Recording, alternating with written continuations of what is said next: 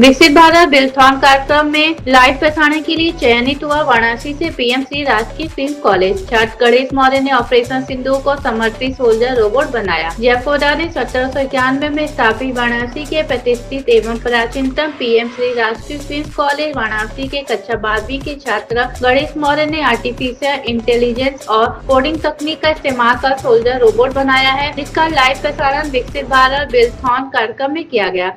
इस कार्यक्रम में पूरे प्रदेश से 3 विद्यालयों का चयन किया गया था, जिसमें वाराणसी का प्रतिष्ठित पीएम श्री राजकीय क्वींस कॉलेज वाराणसी भी सम्मिलित है। प्रधानाचार्य सुमित कुमार श्रीवास्तव ने इसे विद्यालय के लिए गौरवपूर्ण उपलब्धि बताते हुए छात्र गणेश और मार्गदर्शिका शिक्षिका श्वेता अग्रवाल और सुमी मिश्रा को बधाई और शुभकामनाएं दी। इस दौरान कार्यक्रम में मुख्य अतिथि के रूप में मंत्री डॉक्टर दयालु मिश्र, आयुष विभाग उत्तर प्रदेश, अति विशिष्ट अतिथि के रूप में विधायक सौरभ श्रीवास्तव रहे। इस कार्यक्रम के संयोजक भोलेन्द्र प्रताप सिंह, जिला विद्यालय निरीक्षक तथा विशिष्ट अतिथि अनुराग श्रीवास्तव, जिला बेसिक शिक्षा अधिकारी वाराणसी और विद्यालय के प्रधानाचार्य सुमित कुमार श्रीवास्तव सहित विद्यालय के समस्त शिक्षक शिक्षिकाएं और विद्यार्थियों की उपस्थिति रही। कार्यक्रम के दौरान मंत्री डॉक्टर दयालु मिश्र ने पूरे विद्यालय को इस उपलब्धि के लिए बधाई देते हुए अपने ज्ञान, विज्ञान और अनुशासन से प्रधानमंत्री के विकसित भारत की संकल्पना को पूरा करने के लिए प्रेरित किया। विधायक सौरभ श्रीवास्तव ने प्रधानमंत्री के संसदीय क्षेत्र से पीएम श्री राजकीय क्वींस कॉलेज के चयन पर विद्यालय को बधाई देते हुए छात्रों को अनुशासन और राष्ट्र प्रेम के भाव को आत्मसात कर विकसित भारत के अभियान में प्रतिबद्ध होकर एकजुट होने के लिए आह्वान किया। जिला विद्यालय निरीक्षक भोलेन्द्र प्रताप सिंह ने प्रधानाचार्य और विद्यालय को बधाई देते हुए छात्रों में वैज्ञानिक और तकनीकी दृष्टिकोण को विकसित करने के लिए प्रेरित किया, जिससे विकसित भारत बिल्थॉन कार्यक्रम को वास्तविक रूप में सफल बनाया जा सके। वाराणसी से रिम्मी कौर की रिपोर्ट।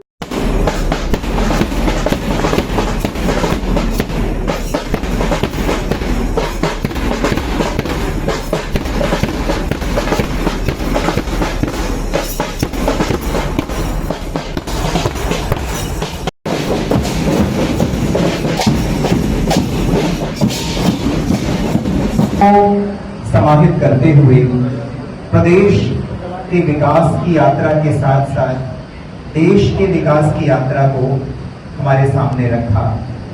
पंत जी ने एक कविता लिखी, परिवर्तन, और शुरुआत में पंत जी ने लिखा, कहाँ आज वह पूर्ण पुरातन, वह सुवर्ण का काल, भूतियों का दिगंत छवि जाल, ज्योति चुंबित जगती का भाल।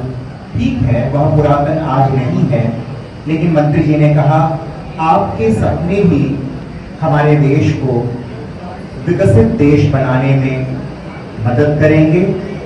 आपके जो रचनात्मक विचार हैं, यही हमारे देश को वास्तविक रूप में विकसित बनाएंगे। मंच पर हमारे विद्यालय के छात्र गणेश मौर्य ने जो ये सोल्जर रोबोट बनाया है,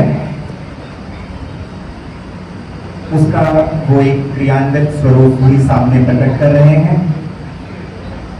माननीय मंत्री जी, माननीय विधायक जी, हमारे जनपद के जिला विद्यालय निरीक्षक महोदय, जिला बेसिक शिक्षा अधिकारी महोदय, हमारे विद्यालय के प्रधानाचार्य, ये सब मिलकर के हम एक साथ गणेश के द्वारा बनाए गए, गणेश मौर्य के द्वारा बनाए गए इस रोबोटिक सोल्जर, ये ऑपरेशन सिंदूर को समर्पित अभी हाल में एक बहुत बड़ा ऑपरेशन संपन्न हुआ, उस पर गणेश अपनी बात कहेंगे। गणेश मौर्य प्रोजेक्ट का नाम सोल्जर रोबोट इस प्रकार कार्य करता है कि हमारे आर्मी के जवानों का 70 से 80% कार्य कर सकता है। इसका जैसे पहला कार्य है कि स्मार्ट तरीके से पेट्रोलिंग कर सकता है। हमारे जवानों को पेट्रोलिंग ऐसी जगहों पर करना पड़ता है जहाँ पर बहुत अधिक ठंड रहता है या गर्मी रहता है, दुर्गम क्षेत्रों में करना पड़ता है, जिसके द्वारा वहाँ पर पेट्रोलिंग किया जा सकता है। ये रात में भी पेट्रोलिंग कर सकता है और दिन में पेट्रोलिंग कर सकता है। जैसे पेट्रोलिंग के लिए इसके ऊपर कैमरा लगा है जो लाइव फोटो रिकॉर्डिंग हमारे हेड ऑफिस भेजता रहेगा। इसके थ्रू हम लोग लाइव बात भी कर सकते हैं।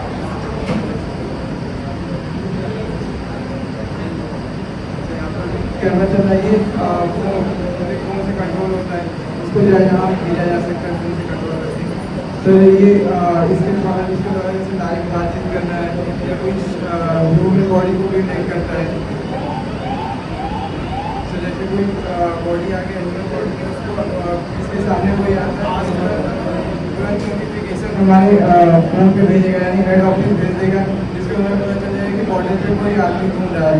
तो वहाँ से लाइव बात भी कर सकते हैं और वहाँ पर हमारे जवान जाके देख सकते हैं कौन है।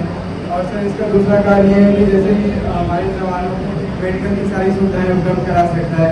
तो जैसे इसके पीछे कोई घायल हो जाता है तो पट्टी और डेटॉल सारी सुविधाएं रहेंगी, जो या तो वहाँ पर मेडिकल की सारी सुविधाएं उपलब्ध हैं। और इसके आगे हार्ट बीट नापने का लगा हुआ है, अगर कोई जवान ज़्यादा घायल हो जाता है तो इसका हार्ट बीट नाप के ट्रीटमेंट किया जा सकता है, जिसके द्वारा आर्मी जवानों का जान बचाया जा सकता है। तो इसका तीसरा कार्य ये है कि जैसे कि युद्ध के दौरान छोटे मोटे युद्ध में इसको यूज़ किया जा सकता है, फोन से कंट्रोल होगा और इसके द्वारा गन को चलाया जा सकता है। इसमें फायरिंग करना होगा जहाँ पर हमारे सोल्जर के जवानों को खतरा है, तो वहाँ पर इसके द्वारा हम लोग युद्ध लड़ा जा सकता है सर। और इसका चौथा कार्य ये है कि जैसे कई जहरीली गैस या अन्य प्रकार की गैसें होती हैं तो उसे डिटेक्ट कर सकते हैं। जैसे कई जहरीली गैस में वहाँ पर आर्मी जवानों को पता नहीं, इससे पहले भेज कर वहाँ पर पता कर दिया जाता है कि कौन सा गैस छोड़ा है। अगर कोई जहरीली गैस रहेगा तो तुरंत डिटेक्ट करके सारा चालू करके पता चल जाएगा कि कोई जहरीली गैस है। और सर इसका चौथा कार्य है कि कहीं गन चलता है, ये पेट्रोलिंग के दौरान कहीं फायरिंग होता है तो ये उसको भी डिटेक्ट करके बताता है। सर छठवां कार्य ये है कि जैसे कहीं पानी का जंगलों में नदी का स्रोत ढूंढना हुआ है तो उसके द्वारा ढूंढा जा सकता है। जैसे यहाँ पर लगा हुआ है कि जैसे ही इसके सामने कोई नदी आएगा तो उसके द्वारा पानी के स्रोत पे ढूंढे जा सकते हैं। बनी हुई चीजों का उपयोग करते हैं। भारत आज जिससे भी बात करता है, हम जिन देशों के भी चाहे अस्त्र शस्त्र का आयात करते हो एक शर्त पे करते हैं, एक दिन ऐसा आएगा कि वो कंपनी हमारे देश में ही उनका निर्माण करेगी। फिर जब देश के नौजवानों को रोजगार मिलेगा तब जाके आपको याद होगा, छोटी सी घटना आपको बताऊं तो आपको लगेगा कि कहां हम खड़े थे। पोखरण के परमाणु विस्फोट के बाद अमेरिका ने आपके देश के ऊपर जितनी शर्तें, जितना बंधन लगा दिया था, बहुत सारी चीजों के लिए हम तरस गए। अमेरिका नहीं चाहता था कि भारत एक परमाणु ऊर्जा संपन्न देश बने। उसके बाद फिर हमको एक सबसे लोकप्रिय नेता आदरणीय प्रधानमंत्री श्री नरेंद्र मोदी जी के नेतृत्व में पिछले 11 वर्षों में देश ने जो यात्रा की है वो उल्लेखनीय है, वो अकल्पनीय है और वो अविस्मरणीय है। आदरणीय प्रधानमंत्री जी ने पिछले 11 वर्षों में हम जहां विश्व में 11वें स्थान पर थे आर्थिक महाशक्ति के रूप में, हमें चौथे स्थान पर ले आए। बच्चों, हमारा देश बहुत समृद्ध देश है। आप विश्व के नक्शे पर देखें, आपको कई देश ऐसे दिखेंगे जहां समुद्र है, समुद्र के बीच में घिरा हुआ बीच है, बालू है, समुद्र है। कई देश ऐसे दिखेंगे जहां वर्ष भर वर्षा होती है। कई देश ऐसे देखेंगे जो इतनी गर्मी में है, 45 डिग्री, 48 डिग्री, 50 डिग्री टेम्परेचर उनका साल भर रहता है। कई देश सिर्फ रेगिस्तान है, कई देश नदियों से घिरे हुए हैं। हमारा देश एक ऐसा देश है जहां प्राकृतिक संपदा हर तरह की पाई जाती है, हर तरह की ऋतु है। हमारे पास वर्षा भी है, ग्रीष्म भी है, शीत भी है, शरद भी है। हमारे पास नदियां भी हैं, पर्वत भी हैं, रेगिस्तान भी है, समुद्र तट भी है। हमारे पास प्राकृतिक संपदा के साथ मानवीय संपदा, चीन के बाद हम विश्व में दूसरे नंबर पर हैं। हमारे पास मानवीय संपदा भी, वर्किंग हैंड सबसे अधिक है।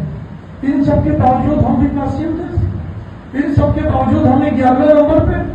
मोदी जी को तो ये बर्दाश्त नहीं हुआ और उन्होंने मात्र 11 वर्षों में हमें 11वें से वो चौथे स्थान पर ले गए।